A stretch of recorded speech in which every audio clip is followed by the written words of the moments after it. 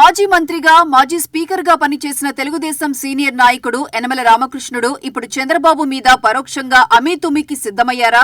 బహిరంగ లేఖ పేరుతో బ్లాక్ మెయిల్ రాజకీయాలకు తెరతీశారా?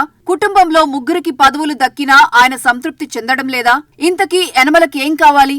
ఏం దక్కలేదని ఆయనిలా బహిరంగ లేఖాస్త్రం ప్రయోగించారన్నదే ఇప్పుడు రాజకీయ వర్గాల్లో పెద్ద చర్చగా మారింది.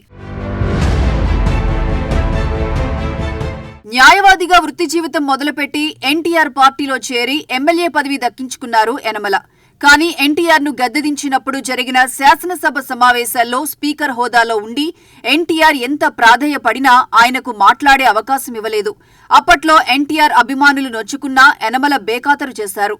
అప్పట్నుంచి ఆయనకు ఆర్థిక శాఖ మంత్రి పదవి సహా కీలక పదవులు దక్కుతూనే ఉన్నాయి. ఆ మాటకొస్తే తెలుగుదేశం అధికారంలో ఉన్నప్పుడల్లా ఆయనకు మంత్రి పదవి దక్కింది. ఎమ్మెల్యేగా ఓడిపోవడం మొదలవగానే శాసన మండలి సభ్యత్వం ఇచ్చి మళ్లీ మంత్రి పదవి కూడా కట్టబెట్టారు చంద్రబాబు నాయుడు. ఆ తర్వాత యనమల తన వియ్యంకుడు పుట్టా సుధాకర్ చౌదరికి టీటీడీ చైర్మన్ పదవి ఇప్పించుకున్నారు. మొన్నటి ఎన్నికల్లో అదే సుధాకర్ చౌదరికి మైదుకూరు ఎమ్మెల్యే టికెట్, ఆయన కొడుకైన తన చిన్నల్లుడు మహేష్ యాదవ్ కు ఏలూరు ఎంపీ టికెట్, పెద్ద కూతురు దివ్యకు తుని ఎమ్మెల్యే టికెట్ ఇప్పించుకున్నారు. వాళ్లు ముగ్గురు గెలిచి చట్టసభల్లో ఉన్నారు.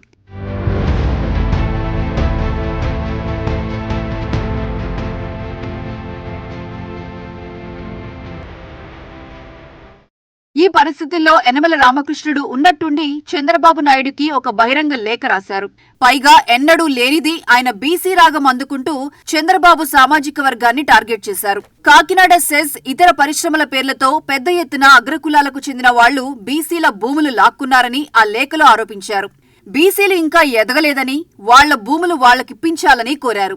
అయితే ఆయన ప్రస్తావించిన కేవీ రావు, దివీస్ అధిపతి మురళి లాంటి పేర్లకు చౌదరి కూడా తగిలించి మరీ అది చంద్రబాబు సామాజిక వర్గమని గుర్తు చేయడంలోనే ఆయనకేవో ఉద్దేశాలున్నాయని తేల్చి చెప్పినట్టయింది. నిజానికి వాళ్ల పేర్లు వెనుక ఆ కులనామం లేకపోయినా యనమల ఉద్దేశపూర్వకంగా ప్రస్తావించడం మీద తెలుగుదేశం వర్గాలు కూడా విస్మయం చెందుతున్నాయి.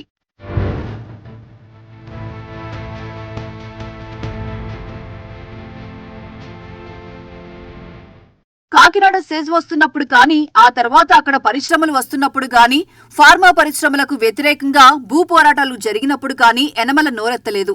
ఇప్పుడే ఎందుకు ప్రశ్నిస్తున్నారనేది సహజంగానే అందరికీ వచ్చే అనుమానం. ఇప్పటికిప్పుడు ఆయనకు బీసీలు గుర్తుకు రావడం కూడా ఈ అనుమానాన్ని మరింత పెంచుతోంది. ఏమైనా యనమల రాజ్యసభ సీటు గాని, మంత్రి పదవి గాని ఆశించి ఇలాంటి బ్లాక్ మెయిల్ కు పాల్పడుతున్నారా? రాజ్యసభ సీటు దక్కే అవకాశమున్న వాళ్ల జాబితాలో ఆయన పేరు లేదు. మంత్రివర్గంలో ఒక ఖాళీ ఉన్నా ఆయన కుటుంబానికి ఇప్పటికే 3 పదవులుండటంతో మళ్లీ ఇంకో పదవి అనుమానమేనంటున్నారు. కూటమిలో సమన్యాయం చేయాల్సిన చంద్రబాబు ఆయనకు ఎమ్మెల్సీ ఇచ్చి మంత్రిని చేసే అవకాశం లేదు. కొంతమంది చెబుతున్న విషయమైతే యనమల ఏకంగా గవర్నర్ పదవి కోరుకుంటున్నారని.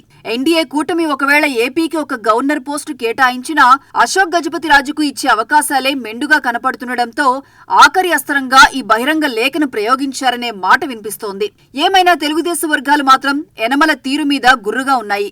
ఆయన పెద్దరికానికి ఇక ఏమాత్రమూ విలువిచ్చే అవకాశం కనపడ్డం లేదు.